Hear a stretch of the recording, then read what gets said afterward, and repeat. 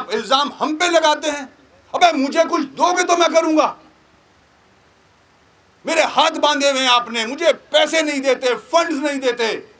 कराची के पैसे मेरे नहीं हैं, कराची के अवाम के पैसे हैं ये। कैसे तरक्की होगी, कैसे पानी ठीक होगा? आज सुप्रीम कोर्ट से डर लगता है तो फटाफट इशू कर देते हैं चेक। हाई कोर्ट फैसला देता है तो फटाफट इंप्लीमेंट करते हैं।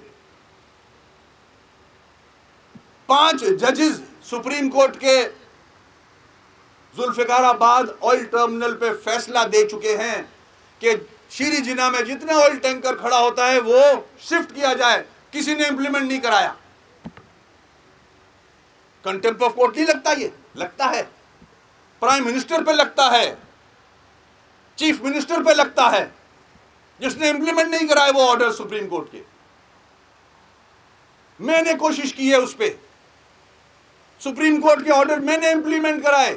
मैंने 27 जुलाई 2017 को टर्मिनल की इनॉग्रेशन की है, हर फैसिलिटी प्रोवाइड की है। वहां फंड्स पूरे नहीं दिए थे सिंध गवर्नमेंट ने, आज भी कम से कम 80 करोड़ रुपया नहीं दिया है सिंध गवर्नमेंट ने उस पे। मेयर कराची वसीम अख्तर ने कहा है कि कराची का अमन तबाह करने की जिम्मेदारी पीपल्स पार्टी की है। उन्होंने सिंध को तबाह किया और अब कराची पर कब्जा करना चाहते हैं। कराची का 85% पैसा अंदरूने सिंध के नाम पर पीपल्स पार्टी के हुक्मरानों की जेबों में जाता है।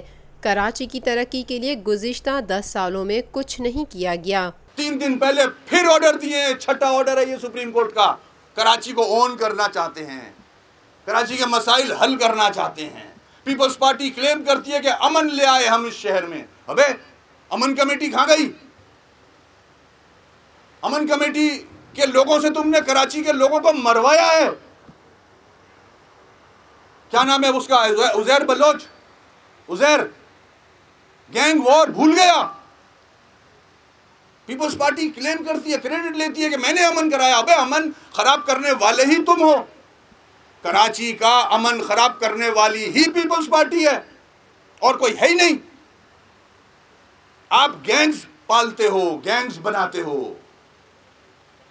लियारी के जो ये क्रिमिनल एलिमेंट था, ये किसने पाला हुआ था? ये पीपल्स पार्टी ने पाला था, आज भी पाला हुआ है।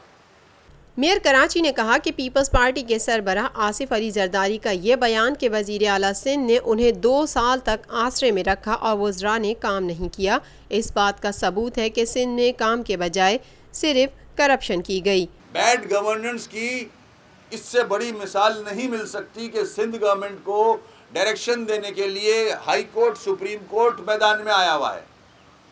इवन के ट्रांसफर पोस्टिंग्स भी अब हाई कोर्ट और सुप्रीम कोर्ट कर रहा है कि आपने गवर्नमेंट को बता रहा है कि आपने गलत आदमी लगाया है, करप्ट तरीन आदमी लगा दिया, इनकॉम्पिटेंट आदमी लगा दिया, इसको हटाएं, इसको लगाएं।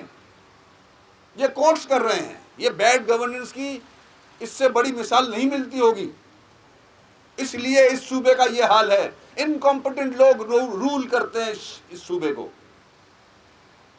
मैं नहीं कह रहा, आसिफ जरदारी साहब का स्टेटमेंट रिकॉर्ड पे है कि पिछले 2 साल से चीफ मिनिस्टर ने मुझे सिर्फ आसरा दिया है। ये मैं नहीं कह रहा, ये पीपल्स पार्टी के सरबराह कह रहे हैं, जिन्होंने 10 साल रूल किया है इसको, 10 बजट दिए हैं। जब इनकॉम्पिटेंस इतनी हो जाए कि पार्टी का सरबराह खुद कहे कि वजीर आला ने 2 साल तक मुझे आसरे पे रखा, तो वो बजट कहाँ गया? वो 1500 अरब रुपए जो डेवलपमेंट में रखे थे आपने, वो कहाँ गए? आसिफ साहब को फिर इंक्वायरी भी करानी चाहिए उसकी। 90 अरब लाड़काना के कहाँ गए? मैं तो कहता हूं सिंध 40 साल से आसरे पे है, रोटी कपड़ा और मकान के आसरे पे बैठा है पूरा सिंध 40 साल से। इंतखाबात आते ही पूरा पाकिस्तान इलेक्शन लड़ने के लिए कराची आया हुआ है। मैं कराची के शहरियों से कहूँगा कि कोई भी आदमी इन जमातों को वोट ना डाले। अदालतें सूबे सिंध में काम कर रही हैं। सुप्रीम कोर्ट और हाई कोर्ट सूबे सिंध में बैड गवर्नेंस का नोटिस लेकर अहकामात जारी कर रहे हैं। इस शहर के लिए नहीं किया गया काम, जो एक्चुअल इश्यूज थे। सीवरेज सिस्टम ठीक किया जाता, 300 अरब रुपए से सीवरेज सिस्टम ठीक किया जाता। इंफ्रास्ट्रक्चर बेहतर होना चाहिए था इस शहर का। पानी की सप्लाई जो नेटवर्क है, जो इंफ्रास्ट्रक्चर है, उसको बेहतर किया जाता तो आज ये शहर सुकून में होता। कंटमिनेशन पानी में नहीं होती। गंदा पानी जो आज 99% कराची पी रहा है वो नहीं पी रहा होता। आज मेरे पास क्लिप आई है, एक मेरा डिपार्टमेंट है फ्यूमिगेशन का, उसका डायरेक्टर भी है, उसका डिप्टी डायरेक्टर भी है। उस जो फ्यूमिगेशन की सुजुकी वैन होती है उसको इस्तेमाल किया जा रहा है। ये पोस्टर लगा, इलेक्शन के पहले जो पोस्टर लगते हैं, होर्डिंग्स लगती हैं, उस गाड़ी को इस्तेमाल किया जा रहा है कि उसमें बैनर्स रख के और गली गली लगाए जाएं। वो गवर्नमेंट की गाड़ी है, तो उसका डायरेक्टर क्या कर रहा है? जिम्मेदारी तो मेरी बनती है, मैं एक्सेप्ट करता हूं इस बात। डिप्टी डायरेक्टर क्या कर रहा है? क्यों हो रहा है ऐसा? कि उनकी एफिलिएशन है, किसी का एमक्यूएम से ताल्लुक है, किसी का इससे ताल्लुक है, किसी का। ओ भाई, ये गाड़ी हुकूमत की है, अवाम के लिए है, कि पोस्टर लगाने के लिए नहीं है। मलिक रियाज साहब ने एक छोटा सा पोर्शन बना के दिया है, अब्बासी में देखा होगा। सारे एमएस डीएमएस से रिक्वेस्ट करूंगा जाके उस पोर्शन को देखें। वो अच्छा एक पोर्शन बना के दिया इमरजेंसी का, उसके साथ अब आगे भी काम बढ़ा रहे हैं वो। मुझे उम्मीद है कि पूरा अस्पताल, मलिक रियाज साहब जो बहरिया के मालिक हैं, वो अस्पताल को उसी शक्ल में ले आएंगे। इस किस्म के लोग चाहिए ताकि वो अस्पताल बनाएं। हम नहीं बना सक रहे, हमारे नहीं है पैसे, हमारा रेवेन्यू नहीं होता इतना जनरेट, गवर्नमेंट नहीं देती, हमें देना चाहिए। गवर्नमेंट को चला रहा है ये शहर, सिंध को, पाकिस्तान को ये शहर चला रहा है। सब आके इलेक्शन लड़ने के सब शौकीन है इस शहर से। पूरा पाकिस्तान आया हुआ इलेक्शन लड़ने इस शहर से, भाग जाते हैं फिर सिर्फ सियासी स्टेटमेंट देते हैं कि दिल है कराची और हब है कराची। अबे हब कहां से है? कराची तो आईसीयू में पड़ा है। चाइना कटिंग खत्म कर दी है तकरीबन हमने, है कुछ जगहें। कल ही सुप्रीम कोर्ट के चीफ जस्टिस ने मुझे कहा कि एक पार्क पे गोडाउन्स बने हुए हैं।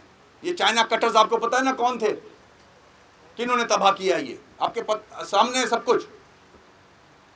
इंशाल्लाह वो भी रिपोर्ट आने के बाद वो गोडाउन्स भी तोड़वाऊंगा, ग्राउंड्स पे से भी और पार्क से भी, चाहे वो किसी भी बैकिंग हो, किसी के भी बैकिंग हो। मेरे पास 2 साल हैं, मैं ये काम करूंगा।